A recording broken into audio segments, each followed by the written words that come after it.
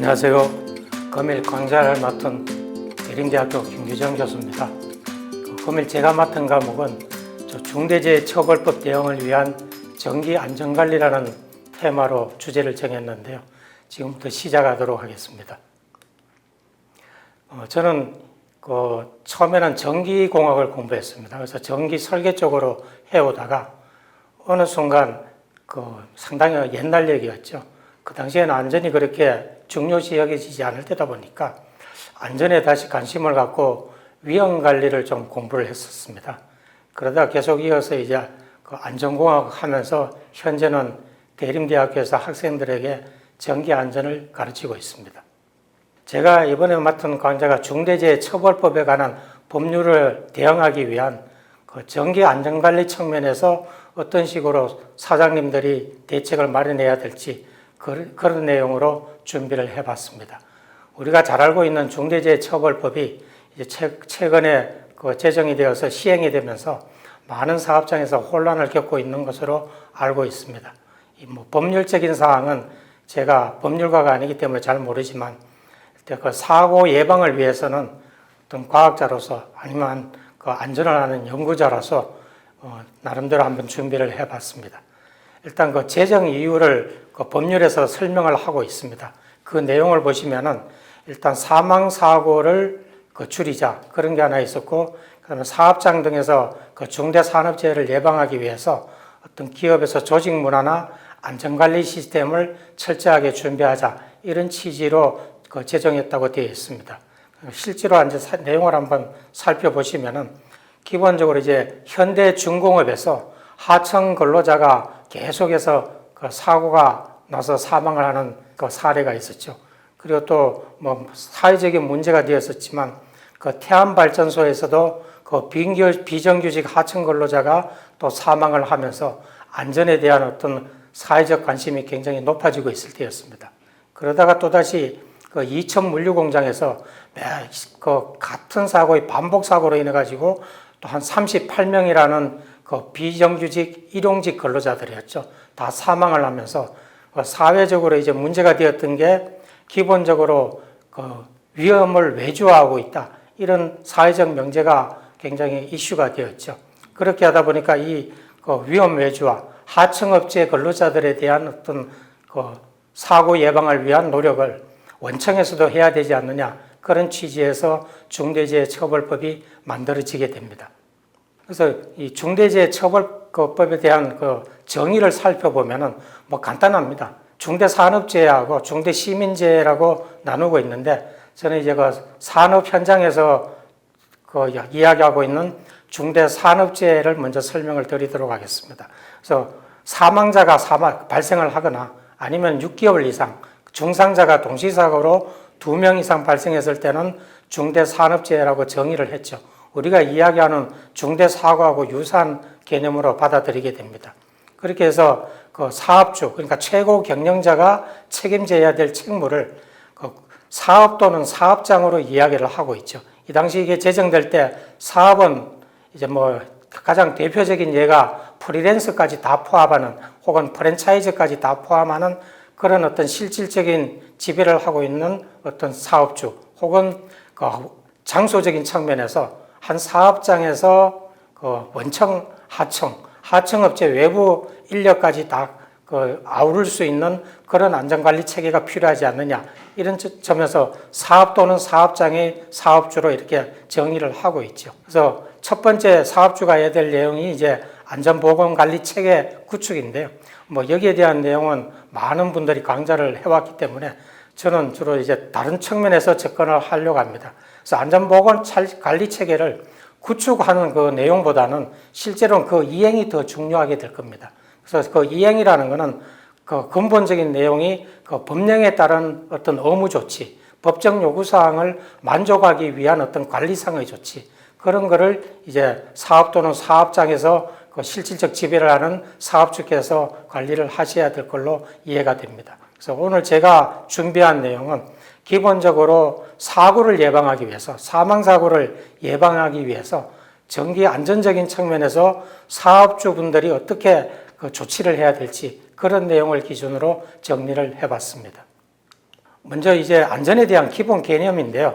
우리가 일반적으로 안전 그러면은 뭐 굉장히 추상적인 표현입니다. 사람마다 그 판단 기준이 다 다르죠. 그렇게 해서 우리가 이제 20세기에 들어오면서 안전관리의 한 기법으로서 이제 위험관리라는 개념을 들고 옵니다. 그래서 안전의 반대적인 개념이죠. 그래서 위험 요인을 우리가 찾아내 가지고 그거를 현실적으로 다 없앨 수만 있다면 안전한 그 사회가 이루어질 수가 있다. 이런 개념으로 이제 접근을 하게 됩니다. 근데 실질적으로 현실적으로는 그 산업 현장의 모든 위험을 우리가 다 찾아내 가지고 그걸 없앤다는 것은 현실적으로 불가능합니다. 그렇게 해서 우리는 어떻게 판단을 하게 되냐 그러면은 그 위험을 찾아내 가지고 그 위험의 정도가 어느 정도인지 그걸 판단해서 우리가 가능한 수준, 뭐 저는 허용 가능하다 이렇게 이야기를 하는데요. 그 허용 가능한 수준까지를 그 대책을 마련하는 걸, 그걸 우리가 안전관리의 기본 개념으로 잡게 되었죠. 그래서 이 위험성 평가라고 우리가 이야기를 하고 있는데, 그 기본적으로 위험성 평가를 하려고 하면은 저 위험원을 찾아내야 되죠. 그래서 그 위험원을 찾아내는 영어로 이제 해저드라고 이야기를 하는데요. 뭐 원래는 저런 용어가 없었습니다. 아랍인들이 13세기 무렵이었죠. 그 당시에 이제 알자르라는 게 주사위를 뜻하는 말인데요. 저 주사위 두 개를 던져가지고 거기서 나오는 수치로 이제 자기가 그 게임을 하는 거죠. 그래서 그 주사위 두 개를 던져서 하는 게임이 이제 해저드라는 게임인데요. 지금도 남아있죠. 그 게임이. 그 아랍에서 13세기 무렵에 만들어졌던 저 해저드 게임이 이제 유럽을 거쳐서 영국으로 건너오게 됩니다. 그래서 영국에서도 해저드 게임이 상당히 유행하다가 이제 16세기경부터 이제 어떤 위험한 요인, 저기 보면 이제 한번 던져서 뭐 이기거나 지거나 아니면 비기는 경우는 또 한 번의 어떤 찬스가 주어지게 되죠. 그런 개념을 받아들여서 그 위험 요인을 영국에서부터 이제 해저드라는 용어로 사용하게 됩니다. 그래서 저런 용어가 이제 20세기까지 건너오면서 이제 그 위험성 평가 기법이죠. 그래서 위험을 우리가 찾아내고 그 찾아내서 그게 어느 정도 위험도 수준인지를 판단하게 되면은 거기서 그 개인 판단자가 이게 허용 가능하다, 뭐 이 정도면 괜찮겠다 그러면은 행동을 하게 되고 아니면은 뭐 행동을 하지 않던 그런 어떤 판단을 하게 될 겁니다. 그러다가 이제 21세기가 들어오면서 이제 그 사람들의 생각이 좀 달라집니다. 우리가 20세기까지 그렇게 많은 노력을 했는데도 왜 사고가 더 줄지 않고 계속 뭐 심지어는 그 증가까지 하게 되느냐, 이런 의문을 갖게 되죠. 그래서 21세기 들어온 과학자들이 어떻게 생각을 하느냐 그러면 지금까지 방법이 잘못됐을 수도 있다. 이거는 인간 본인의 문제일 수도 있다. 이런 의심을 하게 됩니다. 그러면서 한 10여 년 정도 됐을 겁니다. 한 10여 년 전부터는 뇌과학이죠. 그 사람의 두뇌의 어떤 그 활동 상황을 보면서 과연 어떤 그 위험을 어떻게 찾아내는지 그걸 연구하기 시작을 합니다. 그래서 이제 미국 같은 경우에 그 미국 전역에 대해서 이런 산업 현장에 있는 작업자들 중심으로 위험을 찾아보라고 그 실험을 하게 됩니다. 그래서 실험 결과를 보면은 거의 이렇게 눈에 보이는 어떤 위험은 이런 것들은 굉장히 잘 찾아냅니다. 그러나 과학적이나 어떤 논리적인 그 분석을 해야 되는 위험은 이런 것들은 전혀 찾아내지를 못했죠. 그래서 뭐 여러 가지 한 수백 군데의 어떤 현장을 다니면서 이런 실험을 하게 되죠. 그래서 뭐 이런 경우에도 눈에 보이는 것은 쉽게 찾아내지만 눈에 보이지 않고 사고를 필요로 하는 어떤 그런 위험들은 전혀 찾아내지 못한다는 사실을 알게 됩니다. 그래서 이 내용은 기본적으로 어떤 학력이나 뭐 성별, 지역, 그 다음에 전공, 뭐 그 사람이 많이 배웠느냐 못 배웠느냐 이런 거와 전혀 관계없이 대부분의 사람들이 위험을 한 반 미만 45% 정도밖에 못 찾아내더라는 거죠. 그리고 나머지 35%는 좀 더 생각을 해야 찾아낼 수 있는 그런 위험원들인데 그런 것들은 인식을 전혀 못하고 작업을 하더라는 겁니다. 나머지 20%는 그 상황이 진행되면서 이제 그런 경우에 위험원이 계속 나타나는데 그런 거를 다 놓치고 있다는 얘기죠. 결국 무슨 얘기냐 그러면 우리가 20세기까지 위험성 평가를 해오면서 기본적으로 우리 한 반도 되지 않는 위험원에 대해서만 계속 대책을 만들었던 것이 아니냐. 그래서 영원히 위험은 계속 존재할 수밖에 없었던 사실이 아니냐는 의구심을 갖게 되죠. 그러면서 새로운 기법의 방법으로 이제 접근 방식을 택하게 됩니다. 그래서 사고방식, 우리가 이 사고를 어떤 식으로 두뇌에서 활동해서 판단하고 인식을 하느냐는 실험을 하게 되죠. 그래서 사례 A 같은 경우에는 어떤 건물 꼭대기에 이제 사람이 올라가서 아래를 내다보는 겁니다. 아차하면 떨어질 수 있는 그런 위험성이 있죠.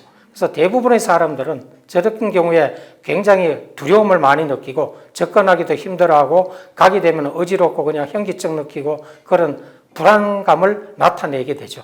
그 B와 같은 경우에는 이제 수직으로 이렇게 땅을 파가지고 기본적으로 한 10m 정도 파놓고 밑에 가서 그 삽으로 흙을 파내라. 그러면은 굉장히 위험한 사실임에도 불구하고 대부분의 사람들은 그냥 그대로 별 불안감 없이 그 작업을 하더라는 거죠. 그러니까 A 사실은 B가 더 위험한 경우이죠. 그런데도 불구하고 사람들은 왜 A는 불안해하고 B는 좀 안정적인 그 마음을 가지고 있을까? 그런 의구심을 가지면서 이제 뇌를 연구하기 시작을 합니다. 그래서 이 뇌에 보면 이제 전두엽이 있고 척두엽이 있는데 기본적으로 이제 전두엽 같은 경우는 우리가 고대 인류였죠. 옛날 고대 인류가 저런 공룡을 만나게 되면은 즉시 피해야 됩니다. 도망을 가거나 아니면 숨거나 이렇게 해야 되고 만약에 사슴이나 토끼 같은 좀 약한 짐승을 보게 되면 바로 달려들어서 잡아야 식량으로 만들어서 이제 생존을 할 수가 있었겠죠. 이런 적극적인 판단, 바로 회피할 거냐 아니면 도전할 거냐 이런 적극적인 판단을 하는 것은 이제 전두엽에서 담당을 하고 있습니다. 그래서 인간이 이렇게 진화를 해오면서 저런 적극적인 판단은 전두엽에서 판단할 수 있도록 이제 진화를 해왔죠. 그 다음에 이제 척두엽이 있는데요. 이 척두엽은 이제 사람이 살면서 이제 점점 경험이 쌓인 거죠. 경험이 쌓이다 보니까 여러 사람이 모여가지고 어떤 계획을 짜서 계획대로 운영하면은 저 맘모스 같은 큰 동물들도 이제 사냥할 수가 있게 되었죠. 그리고 뭐 불 같은 거를 동물들이 무서워한다는 사실을 알고 불을 이용해서도 또 사냥을 하게 됩니다. 그래서 그런 어떤 사고를 하거나 경험을 축적해서 이걸 활용하는 그런 어떤 기능, 그건 이제 두뇌의 척두엽에서 이제 그 활동하고 있다는 것을 알게 됩니다. 물론 이제 사람이 전두엽과 척두엽으로 나눠지면서 모든 사람들이 진화를 한 겁니다. 그러니까 이 결국은 사람이 어떤 위험을 인식하는 데 있어서 여기에는 그 주변 환경이나 설비나 이런 문제라기보다는 인간 본연의 문제가 아니냐 이런 식으로 이제 접근을 하게 되죠. 그래서 이분들이 이제 정리하는 거는 이렇습니다. 그래서 눈에 잘 보이는 거는 적극적으로 판단이 되는데 눈에 보이지 않는 어떤 사고를 요구하는 것들은 대부분 놓치고 있더라. 이제 이런 그 결론을 내리게 되죠. 그렇게 하면서 에너지 휠이라고 이 사람들은 이제 주장을 합니다. 지금의 어떤 위험성 평가 기법으로 보면 체크리스트에 가까운 기법이죠. 이제 이분들이 이야기하는 그 사고의 원인은 잠재 에너지, 포텐셜 에너지가 얼마나 크냐 작으냐에 따라서 사고의 위험이 크고 클 수도 있고 작을 수도 있다는 거죠. 예를 들면은 1층 높이에서 10kg이 갖고 있는 위험 어떤 그 요소하고 그 10층 높이에 있는 1kg의 어떤 그 물건의 위험 요소는 그 10층에 있는 게 훨씬 더 클 수도 있다는 거죠. 그래서 굉장히 어떤 에너지가 어떻게 사람에 충격을 주느냐 여기에 따라서 사람이 사망으로 갈 수도 있고 중상으로 갈 수도 있고 뭐 이런 식으로 분류를 합니다. 그래서 우리가 우리 주변 작업 환경에서 만날 수 있는 그 포텐셜 에너지를 갖는 영역, 그 영역을 저렇게 10가지로 나누었습니다. 그래서 오늘 제가 설명드릴 것은 저 10가지 중에서도 이제 정기적인 사항, 그쪽을 중심으로 해서 이제 정기적 요소 중에서 가장 위험한 에너지는 뭐냐? 그건 보면은 사실은 위험 요소로 따지면은 감전이고 실제로 에너지원은 뭔가 정기적인 게 있겠죠. 이제 그런 내용을 가지고 설명을 드리고 아주 간략하게 단 하나의 요소로 추격할 수 있는 대책이 뭐냐? 그걸 찾아보도록 노력하겠습니다. 일반적으로 이제 전기 안전을 논하려면은 전기가 뭔지를 이해를 해야 되겠죠. 그래서 우리가 일단 전기 그러면 뇌전자 기운기자를 써서 낙뢰의 기운이다 이렇게 전기를 번역을 해서 사용을 하고 있습니다. 근데 우리가 알고 있는 전기는 실제로 비슷하기는 한데 낙뢰의 기운하고는 좀 다르죠. 이 전기라는 것은 일본에서 이제 영어로 electricity를 번역을 해서 동양권으로 이제 끌고 들어왔죠. 원어는 원래는 electricity였겠죠. 그래서 그 electricity가 뭐냐를 좀 추적을 해보면은 그 전기를 제일 먼저 기록한 사람이 이제 탈레스라는 그리스에 있던 그 철학자죠. 첫 번째 철학자로 우리가 기록을 하고 있는데, 이 사람이 이제 호박, 그러니까 보석이죠. 우리 그 추석 때 한복 입을 때 단추로 사용하는 호박입니다. 그 호박에 양피를 문지르니까 뭘 잡아 당기는 힘이 작용하다라는 거죠. 마력이죠. 그래서 그 당시에는 마력으로 통했지만 지금 보면 이제 그게 정전기라는 것을 다 알고 있습니다. 그러던 거를 이제 그 마법사들이 이걸 자꾸 엉뚱한 데 사용하다 보니까 길버트라는 의사가 나타나서 실험을 해봅니다. 실험을 해보니까 어떤 물질을 문지르게 되면은 그 정전기처럼 다 호박처럼 바뀌더라. 그래서 일렉트로나이즈죠. 호박처럼 변한다. 그래서 그 호박처럼 변한 물질을 일렉트릭이다. 이렇게 해서 전기라는 단어가 이제 처음으로 탄생을 하게 되죠. 이제 저기에서 전기가 유래가 된 겁니다. 궁극적으로는 정전기, 그 얘기가 바로 전기의 근원이었다. 이렇게 볼 수가 있습니다. 그러다 이제 플랭크리는 뭐 실험을 통해서 번개도 전기하고 같은 성질을 가지고 있다. 이런 걸 찾아내고요. 이제 에디슨이 실용 연구가였죠. 처음으로 이제 그 전등식 백열 전구를, 진공식 백열 전구를 이제 발명을 하게 되죠. 그러면서 이제 처음으로 이 세상이 바뀌게 됩니다. 그래서 제일 왼쪽 그림 같은 경우는 중세 시대에 전기가 있기 전에 그 어두운 방거리였죠. 가운데 이제 에디슨이 처음으로 전구를 발견해서 연구실에서 불을 밝히는 그 과정입니다. 우리나라도 이제 1887년에 상당히 빨리 들어오게 되죠. 고종 황제의 명으로 이제 경복궁에 전기를 이제 공급하게 되는데, 저 당시에는 저 불을 도깨비 불이라고 우리가 일컬었죠. 이렇게 전기가 사용이 되다가 왼쪽 그림에서 보시듯이 저 당시에는 전기 기술자가 굉장히 고급 기술자임에도 불구하고 굉장히 불안하게 작업을 했습니다. 그렇게 하다 전기의 위험성을 몰랐던 거죠. 그러면서 1889년 이제 미국 뉴욕 그 도시 한복판에서 저렇게 사람이 불에 타 사망하는 사고가 발생을 합니다. 저 당시에 점심시간이었는데요. 수백 명이 저 광경을 보고 굉장히 놀라움을 금치 못하게 되죠. 그러면서 그 전기의 효율성에도 불구하고 사람들의 전기의 위험성, 두려움을 갖게 됩니다. 그래서 미국에서부터 이제 전기 안전 기준을 수립하기 위해 가지고 많은 노력을 하죠. 그래서 코끼리 같은데 전기를 통해 가지고 코끼리가 죽지는 않았어요.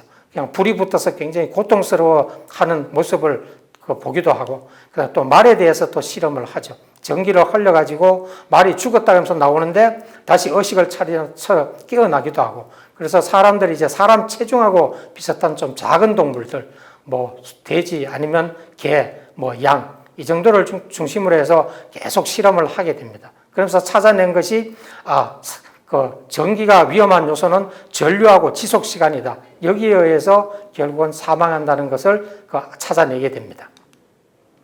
그러다가 1980년 비에게르 마이어라는 그 과학자가 뭐 지금까지 동물 가지고 했던 실험 가지고는 도저히 사람한테 적용하기가 어렵다. 그래서 본인이 직접 실험을 합니다. 그래서 세 번의 어떤 뭐 의식을 잃은 상태겠죠. 그래서 심폐소생술로 뭐 응급 조치한 뒤에 병원 가서 다시 실험하고, 이렇게 세 번의 실험을 거쳐서 그 사람에게 위험한 전류의 크기와 시간을 저렇게 도표로 만들어냅니다. 그렇게 해서 결국은 기본적으로 허용 전류 그리고 지속 시간, 사람한테 적용되는 뭐 예를 들면은 50mA를 1초 동안 흘리면은 뭐 사망하지는 않는다. 뭐 500mA를 뭐 0.1초 동안 지속시키더라도 뭐 사람은 사망하지 않는다.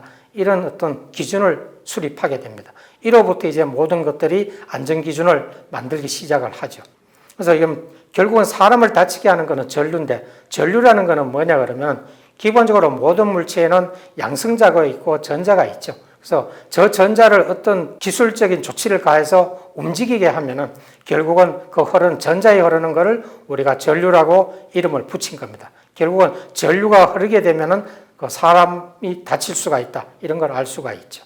보시면 회로를 보시면 간단합니다. 기본적으로 어떤 선로에 뭐 전류가 흐를 때 손을 대면 위험하고, 스위치를 끊으면 전류가 안 흐르겠죠. 그래서 전류를 흐를 때 손을 만지느냐, 흐르지 않을 때 손을 만지느냐, 그 얘기는 스위치를 넣을 거냐 아니면 스위치를 넣지 않을 거냐, 이렇게 되는 거죠. 그 안전한 방법은 간단한 겁니다. 스위치를 개방하면 안전한 거예요.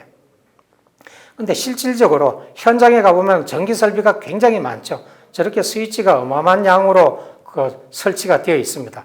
저기서 어느 스위치를 꺼야 내가 만지려고 하는, 아니면 고치려고 하는, 설치하려고 하는 그런 전기 설비인지 쉽게 알 수가 없죠. 그래서 결국은 현장에서 이제 전기 전문가가 저런 내용들을 판단하고 스위치를 올리거나 내리고 그렇게 해서 작업을 하게 됩니다.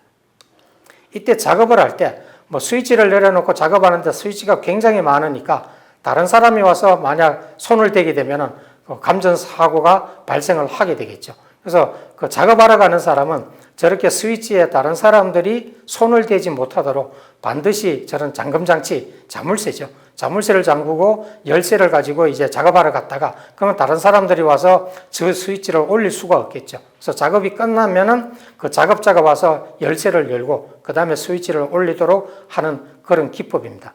단순한 어떤 이 기법만 하더라도 뭐 전기가 흐르지 않으니까 전기 사고는 거의 80% 이상을 예방할 수가 있습니다. 그래서 뭐 미국이나 유럽에서는 저런 어떤 스위치 잠금 장치에 대한 관리를 굉장히 철저히 하도록 그렇게 그 지침을 정해서 시행을 하고 있죠.